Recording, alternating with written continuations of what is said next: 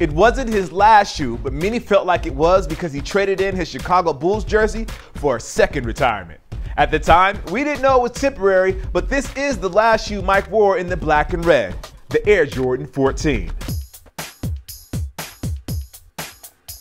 The year was 1999, and Michael Jordan really didn't have anything else to prove, but he still played as hungry and determined as he did when he won his first championship.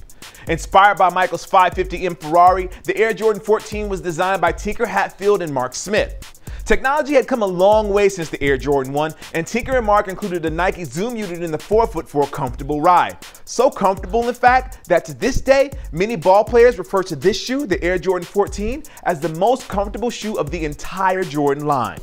The upper of the Air Jordan 14 trailed down towards the toe like Mike's Ferrari, and even included a Ferrari-like shield on the side panel that includes the Jumpman logo. Design changes like an asymmetrical collar provided support. Mesh vents kept the model cool, though there were a couple of models such as this one that released without the perforated panels. And there were also small upgrades like metal lace tips and the Roman numeral 14 on the reverse of the tongue. They all made this shoe very, very unique.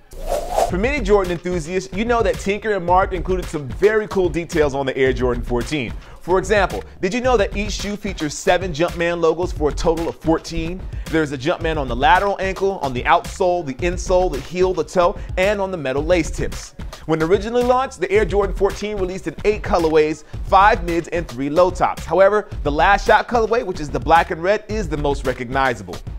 For those that don't know, the black and red colorway of the Air Jordan 14 is called the last shot because it was the shoe that Michael's wearing against the Utah Jazz when he hit the shot to help the Chicago Bulls win their second three-peat and their 6th NBA championship. Since then, the Air Jordan 14 has been retroed a few times, though the low top, it pops up every once in a while. Many were sad to see him go, but that shot over Byron Russell was the perfect way to leave the game and end the Air Jordan signature line. Or so many people thought. But I'll talk about all that in another video. Ferraris, three-peats, Zoom Air, NBA championships are all things that help make this shoe so cool. I am your host, Jacques Slade, and this is the Air Jordan 14.